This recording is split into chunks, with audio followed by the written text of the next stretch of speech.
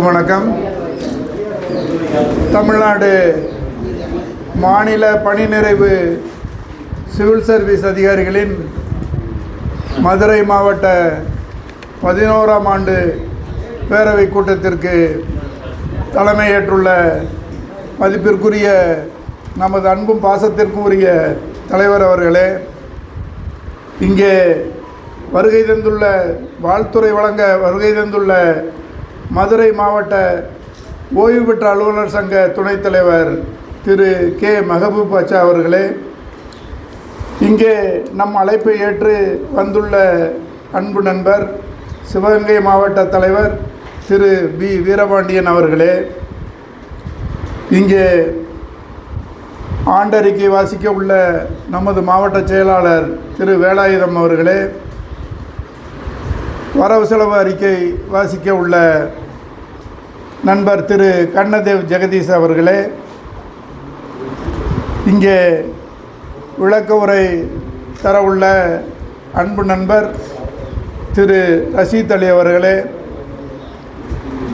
இங்கே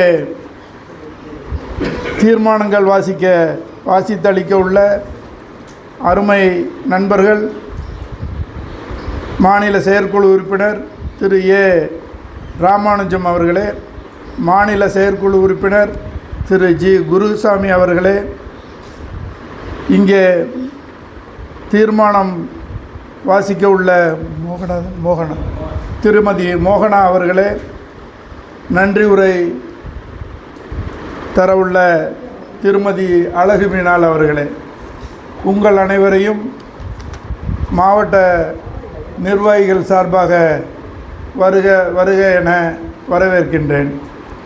இந்த தருணத்திலே நான் இந்த பேரவையிலே ஒரு அஜெண்டாவை விவாதத்திற்கு இந்த பேரவையிலே வைக்கலாம் என்று நினைக்கின்றேன். நமக்கு நார்மலாக மேஜர் டிமாண்ட்ஸ்ன்னு எடுத்துக்கிட்டோம்னா ஊதிய முரண்பாடு, அடுத்து மருத்துவ காப்பீடு முறையாக வழங்கப்பட வேண்டும், அடுத்ததாக கம்யூட்டேஷன் 12 ஆண்டுகளுக்குள் முடிவுக்கு வர வேண்டும், அடுத்து குடும்ப நல ஓய்வூதியம் 2.5 லட்சம் வழங்க வேண்டும். இந்த டிமாண்டுக்காக நமது மாவட்ட நிர்வாகிகள், மாநில நிர்வாகிகள் அனைவரும் தங்களால் இயன்ற முயற்சிகளை செய்து கொண்டு இருக்கிறார்கள். இதெல்லாம் போக நான் ஒரு அஜெண்டா வைக்கணும்னு சொன்னேன் பாருங்கள். அது என்னென்னா, நம்ம எல்லாத்துக்குமே ஒரு கடைசி ஸ்டேஜ்னு ஒன்று இருக்குது. அது என்னென்னா இயலாமை. அந்த இயலாமையப்போ இந்த சங்கம் அந்த உறுப்பினருக்கு என்ன வழி நடத்த போகிறது, இதை ஒரு விவாத பொருளாக இங்கே வைக்கலான்னு நான் நினைக்கிறேன்.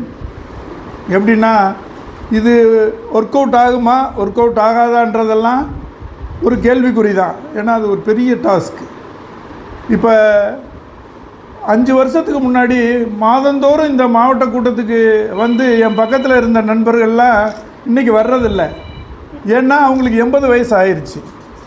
அவங்க ஒய்ஃபுக்கு எடுத்துக்கிட்டேன்னா 75 வயசு. 2 பேருமே இயலாமையில் இருக்காங்க. குழந்தைகள் சென்னையிலையோ பெங்களூர்லேயோ இருக்குது. வேலைக்காரவங்களை நம்பி வாழ முடியல, சரியான உணவு கிடைக்கல. அப்போ அந்த சூழ்நிலையில் நாம் ஏதாவது வழி நடத்த முடியுமா அப்படின்றத இங்கே நாம் விவாதத்துக்கு எடுத்துக்கொள்ள வேண்டும் என்று நான் தாழ்மையாக கேட்டுக்கொள்கின்றேன். என்னென்னா, இது பெரிய ஹெவி டாஸ்க், சாதாரண டாஸ்க் இல்லை. இப்போ உதாரணத்துக்கு எடுத்துக்கிட்டோம்னா ஒரு தேர் இருக்குது, அது பெரிய தேர். இது ஒரு ஆளால் இழுக்க முடியாது. ஆனால் அந்த தேரை இழுத்து கொண்டாந்து ரோட்டில் வச்சிட்டோம்னா அது எப்படியோ நகண்டு ஒரு சுற்றி நிலைக்கு வந்துடும்.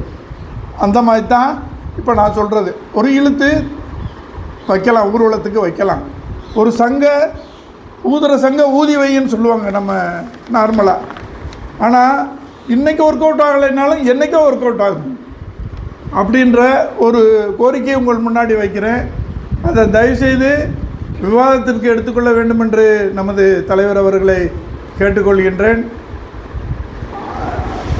அது இன்று ஒர்க் அவுட் ஆகுதா அல்லது இன்னும் 10 வருஷம் கழித்து ஒர்க் அவுட் ஆகுதா? நம்முடைய இளைஞர், நம்மளோட வயசில் இளைஞர்கள் கொஞ்சம் முன் வந்து அதை செஞ்சால் நல்லா இருக்குமா, அல்லது நாம் வேறு ஏதாவது அவங்களுக்கு வழிகாட்ட முடியுமா அப்படின்றத இங்கே இந்த கூட்டத்தில் ஒரு விவாதத்திற்கு எடுத்துக்கொள்ள வேண்டும் என்று மீண்டும் கேட்டு, அனைவரையும் வருக வருக என மீண்டும் வரவேற்று வாய்ப்புக்கு நன்றி கூறி விடைபெறுகின்றேன். நன்றி, வணக்கம்.